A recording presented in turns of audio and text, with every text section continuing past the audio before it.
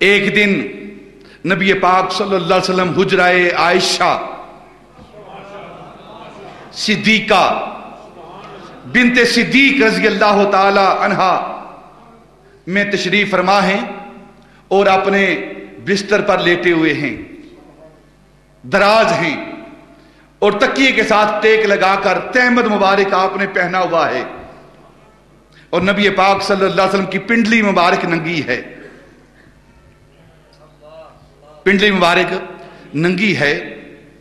تو تھوڑی دیر کے بعد دروازے پر دستک ہوئی تو پوچھا کون ہے؟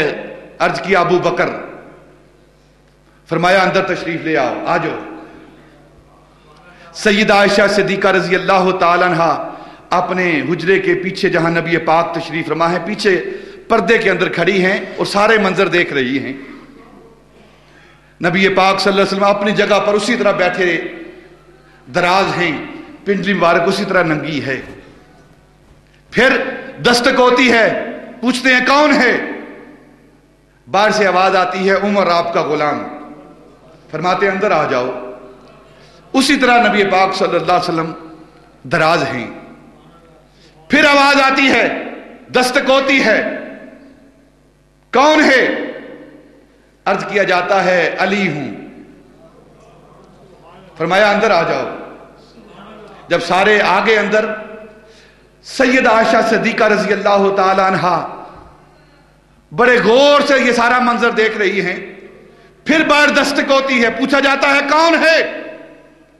عرض ہوتی ہے کہ عثمان بن عفان ہوں۔ نبی پاک صلی اللہ علیہ وسلم فوراً اٹھ کر بیٹھتے ہیں، سیدھے ہوتے ہیں، اپنی پنڈلی کو ڈھانپتے ہیں، اپنے جسم کو سیدھا کرتے ہیں۔ عثمان غنی اندر آتے ہیں، نبی پاک سیدنا عثمان غنی رضی اللہ تعالیٰ کو اپنے پاس بٹھاتے ہیں، آپس میں یہ چاروں پانچوں گفتگو کرتے ہیں، اس کے بعد چلے جاتے ہیں۔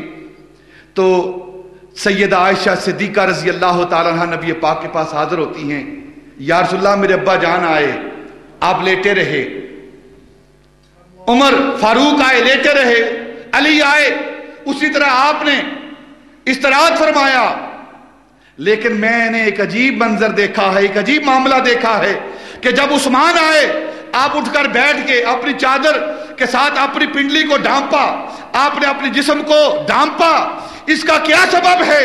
تو نبی پاک صلی اللہ علیہ وسلم نے فرمایا عائشہ عثمان آیا ہے، عثمان کے آنے سے مجھے حیا آئی ہے، مجھے حیا آئی ہے کہ میرا عثمان اتنا حیا والا ہے، اتنے حیا والا ہے کہ اس کے آتے ہی مجھے بھی حیا آئی ہے، اور میں نے اس کے آتے ہی اپنی پنڈلی کو ڈھانپ لیا ہے۔ ڈھانپا اس لیے ہے کہ میرے عثمان سے عثمان کے آسمان کے فرشتے بھی حیا کرتے ہیں، آسمان کے فرشتے بھی جو حیا والے فرشتے ہیں وہ بھی عثمان سے حیا کرتے ہیں، تو پھر میں محمد عثمان سے حیا کیوں نہ کروں؟ سیدنا عثمان غنی رضی اللہ تعالیٰ کی ذات وہ ذات ہیں کہ جن سے صحابہ حیا کرتے ہیں، نبی پاک صلی اللہ علیہ وسلم حیا کرتے ہیں، آسمان کے ملائکہ جن کی حیا کرتے ہیں، اور کتنے بے حیا ہیں وہ لوگ۔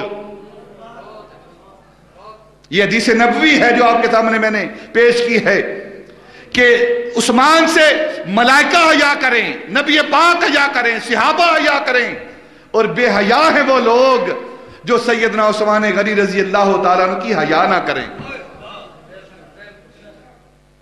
وہ بے حیا لوگ ہیں، وہ ان کے اندر حیا نہیں ہے۔ حیا والا وہی ہے جو عثمان کی حیا کرتا ہے۔ سیدنا عثمان غنی رضی اللہ تعالیٰ عنہ کی ذات وہ ذات جنہیں ذوالنورین کہا جاتا ہے۔ ذوالنورین، ذوالنورین کا مطلب ہے دو نوروں والا،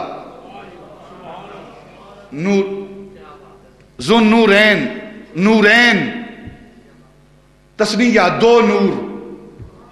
وہ دو نور کیا ہیں؟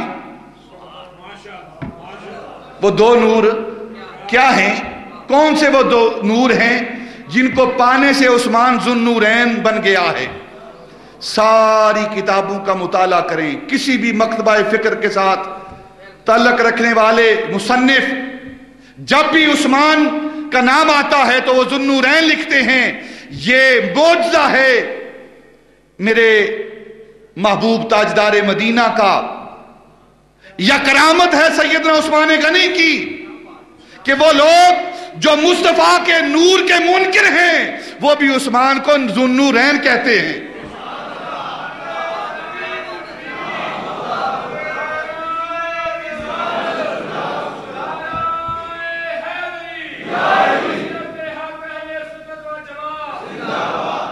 ذو النورین ہیں وہ دو نور کون سے ہیں؟ ایک نور حضرت رقیہ بنت رسول اور دوسرا نور وہ حضرت ام کلثوم بنت رسول، وہ نبی پاک صلی اللہ علیہ وسلم کی بیٹی صاحبزادی حضرت رقیہ اور حضرت ام کلثوم کی وجہ سے ذو النورین بنتے ہیں، یعنی بیٹیاں نور ہیں تبھی ذو النورین ہے نا، بیٹیاں نور ہیں اور باپ اگر بیٹیاں نور ہیں تو لا محالہ باپ بھی نور ہے۔ او مبارک تجھ کو ذو النورین جوڑا نور کا، نور کی سرکار سے